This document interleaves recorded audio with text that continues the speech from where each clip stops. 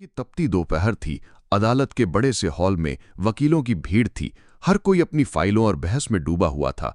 लेकिन उस भीड़ में एक महिला ऐसी भी थी जिसकी पहचान बाकी सबसे अलग थी। उसका नाम संध्या मिश्रा था। उम्र केवल 27 साल, लेकिन चेहरा और चाल ढाल देखकर कोई सोच भी नहीं सकता था कि इतनी कम उम्र की लड़की ने वकालत के पेशे में इतनी जल्दी इतना बड़ा नाम कमा लिया होगा। लोग कहते थे कि वो केस जीतने के लिए किसी भी हद तक चली जाती है, लेकिन सच ये था कि वो सच और न्याय के लिए हर कदम लड़ती थी। बचपन में उसने बहुत दुख देखे थे। माँ बाप का साया सिर से जल्दी उठ गया था और रिश्तेदारों के बीच पलते हुए उसने जाना था कि अनाथ बच्चे समाज के लिए कैसे बोझ समझे जाते हैं। यही वजह थी कि उसने कानून की पढ़ाई चुनी, ताकि कभी किसी के साथ अन्याय हो तो वो खुलकर लड़ सके। उस दिन अदालत में एक केस आया था। एक 14 साल के लड़के पर आरोप था कि उसने पास के ही दुकान से चोरी की है। लड़के का नाम अरुण था। चेहरा दुबला पतला, आंखों में डर और मासूमियत साफ झलक रही थी। पुलिस वाले उसे पकड़कर लाए थे और लोग कह रहे थे कि ये लड़का जन्मजात चोर है, इसका कोई इलाज नहीं। मगर संध्या की नजरें जब उस पर पड़ीं तो उसे विश्वास ही नहीं हुआ कि इतना छोटा और मासूम दिखने वाला बच्चा चोर हो सकता है। उसने तुरंत उसकी तरफ से केस लड़ने का निश्चय कर लिया। अदालत में जब सुनवाई शुरू हुई तो अभियोजन पक्ष ने उसे चोर साबित करने के लिए लंबी लंबी बातें कहीं। कहा कि यह लड़का पहले भी छोटी मोटी चोरी कर चुका है और अब भी पकड़ा गया है, इसे सजा मिलनी ही चाहिए। लेकिन संध्या खड़ी हुई तो उसने साफ कहा कि केवल आरोप और अफवाहों से किसी बच्चे को अपराधी नहीं कहा जा सकता। उसने दलील दी कि अरुण का कोई परिवार ठीक से नहीं है, मां का देहांत हो चुका है और पिता दारू के नशे में डूबा रहता है। लड़का भूखा प्यासा गलियों में भटकता रहता है। अगर उसने सचमुच रोटी का टुकड़ा उठाया भी है तो वो मजबूरी थी, अपराध नहीं। संध्या की दलीलों ने जज को सोचने पर मजबूर कर दिया। आखिरकार कोर्ट ने अरुण को दोष मुक्त कर दिया और कहा कि इस बच्चे को किसी संस्था या जिम्मेदार व्यक्ति की देखरेख में रखा जाए। अदालत से निकलते समय अरुण की आंखों में आंसू थे। उसने संध्या के पैर पकड़ लिए और बोला, दीदी, अगर आप ना होती तो आज मैं जेल में होता। संध्या ने उसे उठाया और अपने पास बिठा लिया। वो सोचने लगी कि इस बच्चे को अब कहाँ भेजा जाए। संस्था में भेजने का मतलब था कि वहां वो फिर लाचार और अकेला हो जाएगा, जैसा दर्द उसने खुद अपने बचपन में महसूस किया था। अचानक उसके दिल में ख्याल आया कि क्यों ना वो खुद ही अरुण को अपने साथ रखे। अगले दिन उसने कोर्ट में अर्जी दी कि अरुण को उसकी देखरेख में रहने दिया जाए, जिसे कोर्ट ने मान लिया। इस तरह अरुण संध्या के घर आ गया। शुरुआत में अरुण बहुत डरता था। उसे लगता था कि शायद यहां भी उसे डांटा जाएगा, मारा जाएगा, लेकिन संध्या ने उसे हमेशा प्यार से रखा। उसने उसे पढ़ाई में लगाया, अच्छे कपड़े दिलाए और सबसे बढ़कर उसे यह एहसास कराया कि वो अकेला नहीं है। धीरे धीरे अरुण का जीवन बदलने लगा। उसके चेहरे पर चमक आने लगी और पढ़ाई में भी वो अच्छा करने लगा। मोहल्ले वाले हैरान थे कि जो बच्चा कल तक चोर कहलाता था, आज संध्या जैसी नामी वकील का साथ पाकर एकदम बदल गया है। लेकिन इस बीच समाज की निगाहें भी बदलने लगीं। लोग कानाफूसी करने लगे कि एक जवान अविवाहित औरत अपने घर में 14 साल के लड़के को रख रही है, न जाने इसका अंजाम क्या होगा। संध्या ऐसे तानों को नजरअंदाज करती थी, लेकिन अंदर ही अंदर वो भी परेशान रहने लगी थी। अरुण की मासूमियत उसे बहुत भाती थी। कभी कभी वो सोच में पड़ जाती कि जैसे बचपन का अकेलापन उसने झेला था, वैसे ही अरुण ने भी झेला है। शायद यही वजह थी कि वो उसकी तरफ खिंचती चली जा रही थी। अरुण भी धीरे धीरे संध्या को सिर्फ दीदी नहीं समझने लगा था, बल्कि उसके दिल में एक अजीब सा लगावपन अपने लगा था, जिसे वो खुद समझ नहीं पाता था। एक दिन स्कूल में बच्चों ने अरुण का मजाक उड़ाया। कहा कि तू तो किसी दीदी के घर पल रहा है, तेरे माँ बाप तो हैं ही नहीं। अरुण रोता हुआ घर आया और संध्या से लिपट गया। संध्या ने उसके आंसू पोंछे और कहा, अरुण, अब मैं ही तेरे लिए सब कुछ हूं, तुझे किसी की कमी महसूस नहीं होने दूंगी। उस पल दोनों के बीच एक ऐसा रिश्ता जन्म ले रहा था जिसे नाम देना आसान नहीं था। समाज की दीवारें जरूर ऊंची थीं, लेकिन दिल की भावनाएं उन दीवारों को तोड़ रही थीं। आने वाले दिनों में वही भावनाएं एक ऐसे मोड़ पर पहुंचेंगी जहां संध्या और अरुण दोनों को एक ऐसा फैसला लेना पड़ेगा जिसकी किसी ने कल्पना भी नहीं की थी। अरुण अब संध्या के साथ रहते हुए धीरे धीरे बदल चुका था। वो पहले जैसा डरपोक और सहमा हुआ लड़का नहीं रहा, बल्कि आत्मविश्वास से भरा हुआ बच्चा बन चुका था। लेकिन उम्र के इस मोड़ पर उसका मन बार बार विचलित हो जाता था। कभी वो अपने को बहुत छोटा महसूस करता, तो कभी लगता कि संध्या ही उसकी पूरी दुनिया है। संध्या का जीवन भी अब अरुण के बिना अधूरा लगने लगा था। वो सुबह उठते ही उसके लिए नाश्ता बनाती, स्कूल भेजती, लौटने पर होमवर्क कराती और रात को उसके सिर पर हाथ फेरते हुए कहती, तू बिल्कुल अकेला नहीं है, मैं हूं तेरे साथ। धीरे धीरे दोनों के बीच का रिश्ता गहराता गया, लेकिन ये रिश्ता ऐसा था जिसे समाज न समझ सकता था न स्वीकार। मोहल्ले में चर्चा होने लगी कि एक अविवाहित महिला वकील अपने से 13 साल छोटे लड़के को पाल रही है। लोग फुसफुसाते कि आगे चलकर न जाने क्या होगा।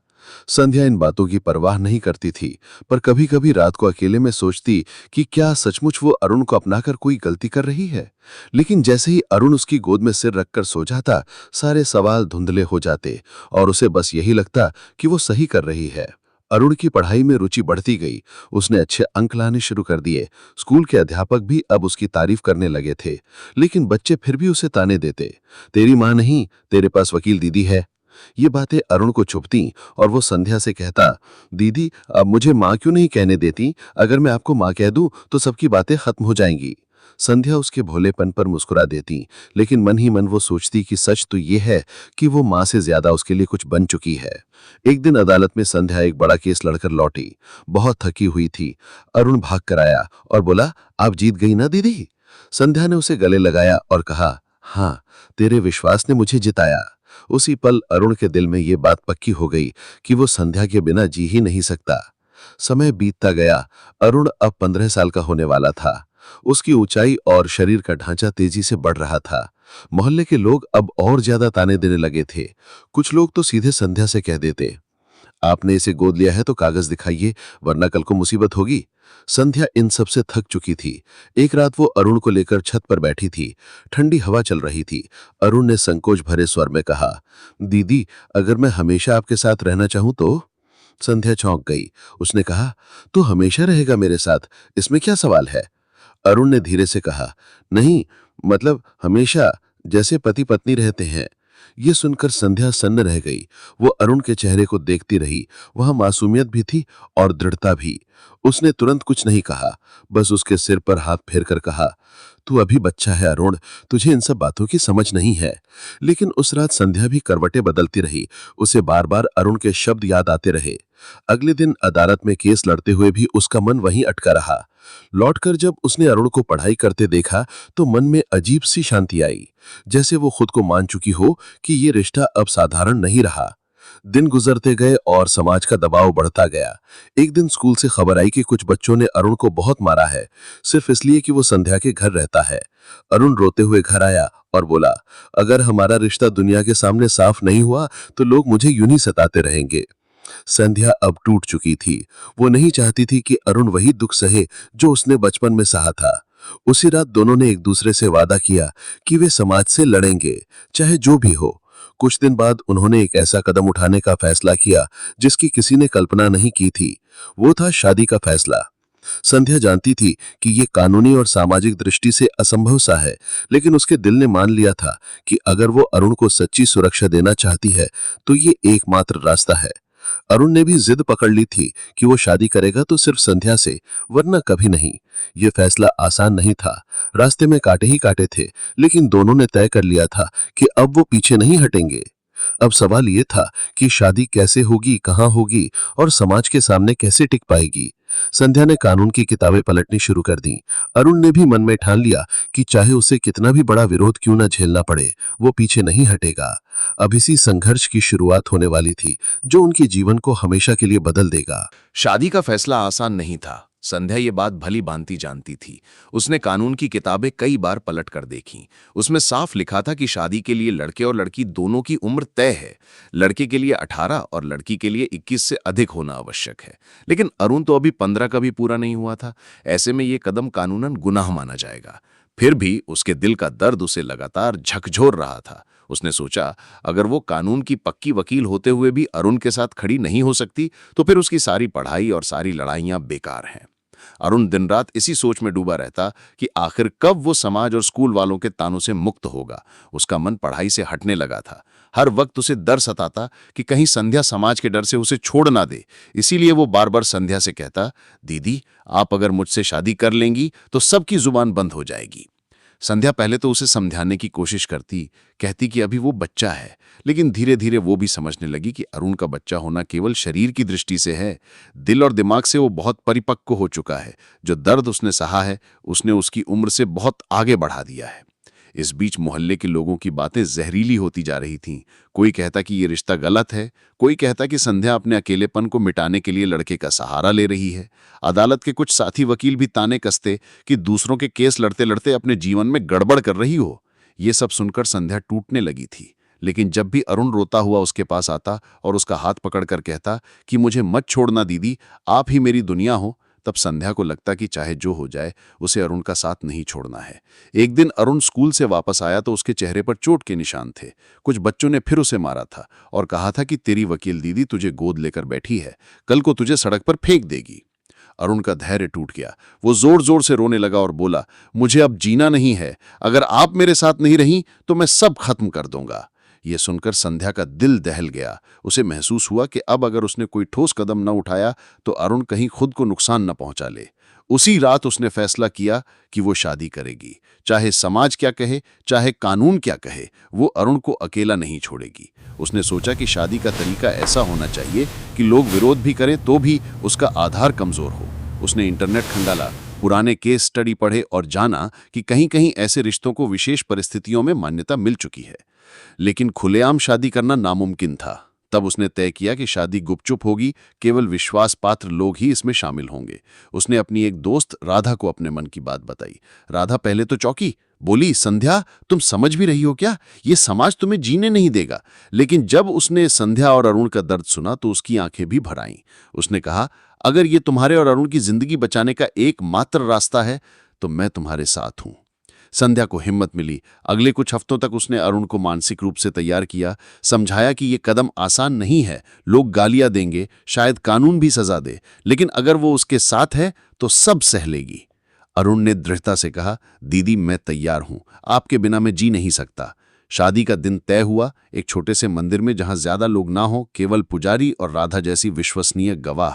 उस दिन सुबह अरुण ने पहली बार दर्पण में खुद को दूल्हे की तरह कल्पना की। संध्या ने पहली बार साड़ी पहनते हुए खुद को दुल्हन की तरह देखा। दोनों के दिल धड़क रहे थे, डर भी था और अजीब सा सुकून भी। जब मंदिर की घंटियां बजी और मंत्रों की आवाज गूंजी तो संध्या ने अरुण के साथ फेरे लिए। उस पल समाज की सारी दीवारें, कानूनी किताबों की सारी बंदिशें, मोहल्ले वालों की सारी गालियां सब फीकी पड़ गईं। दोनों ने एक दूसरे को वरमाला पहनाई, सिंदूर भरा गया और एक नया रिश्ता जन्म ले लिया। लेकिन ये रिश्ता जितना पवित्र उनके दिलों में था, उतना ही विवादास्पद समाज की नजरों में। मंदिर से बाहर निकलते ही उन्हें लगा जैसे पूरी दुनिया उनका पीछा कर रही है, और वास्तव में ऐसा ही हुआ। कुछ दिनों में ये खबर मोहल्ले में फैल गई, फिर अखबारों में भी सुर्खियां बनने लगीं। 27 साल की महिला वकील ने 14 साल के लड़के से शादी की। लोग गालियां देने लगे। अदालत के साथी वकील अब उसे देखकर मुंह फेर लेते। अदालत में एक याचिका भी दायर कर दी गई कि संध्या ने नाबालिग से शादी कर अपराध किया है। अब जो आने वाला था वो एक तूफान था, जिसमें उनका रिश्ता, उनका भविष्य और उनका जीवन सब दांव पर लगने वाला था। शादी की खबर जंगल की आग की तरह पूरे जिले में फैल गई। अखबारों के पन्नों पर हेडलाइन बनी कि जिला अदालत की चर्चित वकील ने नाबालिग लड़के से शादी कर सबको चौंकाया। टीवी चैनल भी इस पर बहस करने लगे। कोई इसे पागलपन कह रहा था तो कोई इसे महिला की अकेलेपन की बीमारी बता रहा था। कुछ लोग तो सीधे ये तक कह गए कि संध्या ने कानून की पढ़ाई करने के बावजूद कानून तोड़ा है। ऐसे व्यक्ति को वकालत का लाइसेंस छीन लेना चाहिए। अदालत में भी माहौल गर्मा गया। बार काउंसिल ने संध्या को नोटिस भेजा कि क्यों न तुम्हारा लाइसेंस निलंबित कर दिया जाए। और तो और पुलिस ने भी जांच शुरू कर दी कि नाबालिग लड़के के साथ शादी कर बाल विवाह अधिनियम का उल्लंघन किया गया है। संध्या के लिए यह सबसे कठिन वक्त था, लेकिन उसके सामने अरुण खड़ा था, जिसकी आंखों में यह विश्वास था कि चाहे दुनिया कुछ भी कहे, वो अकेला नहीं है। अरुण हर वक्त संध्या का हाथ पकड़कर कहता, आप डरिए मत दीदी, नहीं, अब आप मेरी पत्नी है, मैं हमेशा आपके साथ हूं। संध्या टूटना चाहती थी, लेकिन अरुण की मासूम दृढ़ता उसे संभाले लेती थी। समाज की भीड़ घर के बाहर इकट्ठा होकर गालियां देती, कभी पत्थर भी फेंकती। मोहल्ले वाले अब उससे बात करना तो दूर, उसके घर के सामने से गुजरना भी गुनाह मानने लगे थे। लेकिन संध्या को इन सबसे फर्क नहीं पड़ता, क्योंकि उसने एक बार तय कर लिया था कि यह रिश्ता निभाना है। अदालत में केस दर्ज हुआ। जज ने दोनों को बुलाया। माहौल तनावपूर्ण था। अरुण को देखकर जज ने सख्त लहजे में कहा, तुम्हारी उम्र क्या है? अरुण ने आत्मविश्वास से कहा, 15 साल। जज ने गुस्से से कहा, तो क्या तुम्हें पता है कि तुम्हारी उम्र में शादी करना कानून के खिलाफ है? अरुण ने सीना तान कर कहा, मुझे कानून का सब पता है, लेकिन मुझे ये भी पता है कि अगर मैंने संध्या जी से शादी ना की होती तो मैं जिंदा ही नहीं रहता, मैं खुद को खत्म कर देता। उन्होंने मुझे माँ बाप की तरह पाला है, समाज मुझे ताने देता था, कोई मेरा नहीं था। अगर ये अपराध है तो मैं स्वीकार करता हूं। जज उसकी बातें सुनकर कुछ देर चुप हो गए। फिर उन्होंने संध्या की तरफ देखा और कहा, तुम्हें कानून की जानकारी है, तुमने ये सब क्यों किया? संध्या की आंखों से आंसू बह निकले। उसने कहा, मान्यवर, मैं जानती हूं कि कानून में उम्र की सीमा तय है, लेकिन कभी कभी कानून से भी बड़ा इंसान का जीवन और उसकी भावनाएं होती हैं। मैंने बचपन में माँ बाप खोए, अकेलापन झेला, अरुण ने भी वही झेला। जब मैंने देखा कि ये बच्चा समाज के तानों से टूट रहा है, खुद को खत्म करने की सोच रहा है, तब मुझे लगा कि अगर मैं इसे अपना नाम दे दूं, एक सुरक्षा दे दूं, तो ये जी उठेगा। मैं मानती हूं कि मेरा कदम कानून की किताबों में गलत है, लेकिन दिल की किताब में ये सही है। अदालत में सन्नाटा छा गया। कुछ लोग उसकी बातों को भावुकता मान रहे थे, कुछ लोग उसके साहस की दाद दे रहे थे। मामला गंभीर था, इसलिए जज ने तुरंत कोई फैसला नहीं दिया और सुनवाई टाल दी। इस बीच मीडिया ने इसे और तूल दे दिया। लोग बहस करने लगे कि क्या दिल के रिश्ते कानून से बड़े हैं। कई महिला संगठनों ने संध्या का समर्थन भी किया। उनका कहना था कि अगर लड़का और लड़की दोनों की सहमति है और रिश्ता मजबूरी में बना है तो इसे केवल अपराध कहना अन्याय है। लेकिन दूसरी ओर बाल संरक्षण संस्थाएं और कानून विशेषज्ञ सख्ती से कह रहे थे कि यह बाल विवाह है और इसे हर हाल में रोका जाना चाहिए। इस बीच अरुण को स्कूल से भी निकाल दिया गया। कारण बताया गया कि उसकी शादी हो चुकी है, इसलिए वो अब नाबालिग छात्र की श्रेणी में पढ़ाई जारी नहीं रख सकता। ये खबर अरुण के लिए सबसे बड़ा झटका थी। वो रोते हुए संध्या से बोला, अब मैं पढ़ भी नहीं सकता, सब खत्म हो गया। संध्या ने उसे गले लगाते हुए कहा, नहीं अरुण, ये खत्म नहीं हुआ, ये तो बस शुरुआत है। मैं लड़ूंगी तेरे हक के लिए, जैसे हर केस में लड़ी हूं। अगले ही दिन संध्या ने हाईकोर्ट में याचिका दायर की कि अरुण की शिक्षा का अधिकार छीना क्या है और शादी को केवल अपराध मानना उसके जीवन के साथ अन्याय है। सुनवाई के दौरान संध्या ने तर्क दिया कि कानून का मकसद बच्चों का शोषण रोकना है, लेकिन इस मामले में कोई शोषण नहीं हुआ, बल्कि जीवन बचाने के लिए कदम उठाया गया है। उसने कहा कि अगर कानून इंसान के जीवन और भावनाओं को बचाने में असमर्थ हो तो उसे मानवीय दृष्टि से देखना चाहिए। कोर्ट ने मामले की गंभीरता को देखते हुए अरुण की पढ़ाई पर लगे प्रतिबंध को हटा दिया और आदेश दिया कि उसे शिक्षा जारी रखने दी जाए। ये संध्या की पहली जीत थी। हालांकि शादी को लेकर कानूनी लड़ाई जारी रही, लेकिन इस बीच समाज का नजरिया धीरे धीरे बदलने लगा। कुछ लोग अब कहने लगे कि शायद संध्या ने गलत नहीं किया, उसने एक अनाथ लड़के की जिंदगी बचाई। अरुण अब पढ़ाई में और तेज हो गया। वो हर वक्त ये साबित करने में जुट गया कि संध्या का फैसला गलत नहीं था। उसने स्कूल में अच्छे अंक लाने शुरू कर दिए और खेल कूद में भी नाम कमाने लगा। अखबारों ने फिर खबर छापी, नाबालिग दुल्हा अब पढ़ाई और खेल में चमका। समय बीतता गया, अरुण 18 साल का हो गया। उस दिन संध्या ने उसकी आंखों में देखते हुए कहा, अब हमारा रिश्ता कानून के हिसाब से भी वैध है। अरुण मुस्कुराया और बोला, हमारा रिश्ता तो उसी दिन वैध हो गया था जिस दिन आपने मेरा हाथ थामा था। समाज जिसने कभी उन्हें गालियां दी थी, अब धीरे धीरे उन्हें सम्मान देने लगा। अदालत ने भी अंत में फैसला सुनाते हुए कहा कि हालांकि शादी के वक्त कानून का उल्लंघन हुआ था, लेकिन परिस्थितियों को देखते हुए यह रिश्ता अब मान्य माना जाता है। संध्या ने अरुण का हाथ कसकर थाम लिया। उसकी आंखों में संतोष था कि उसने जिस बच्चे को तानों और दर्द से बचाने के लिए लड़ाई लड़ी थी, आज वो बच्चा आत्मनिर्भर और सफल बन रहा था। अरुण ने अपनी पढ़ाई पूरी कर वकालत की डिग्री ली और संध्या के साथ अदालत में खड़े होकर कहा, अब हम दोनों मिलकर हर उस बच्चे का केस लड़ेंगे जिसे समाज और हालात ने अकेला छोड़ दिया है।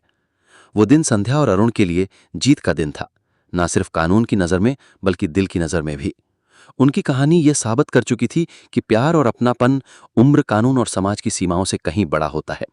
इस तरह वो रिश्ता जो कभी समाज की नजर में अपराध था, अब प्रेरणा बन गया और संध्या और अरुण की जिंदगी हमेशा के लिए बदल गई। अगर आपको ये कहानी पसंद आई हो तो इस वीडियो को एक लाइक जरूर दीजिए, और अगर आप चैनल पर नए हैं तो चैनल को सब्सक्राइब करना बिल्कुल ना भूलें। इस कहानी को अपने दोस्तों और परिवार के साथ ज्यादा से ज्यादा शेयर करें ताकि बाकी लोग भी इस प्रेरणादायक कहानी का आनंद ले सकें।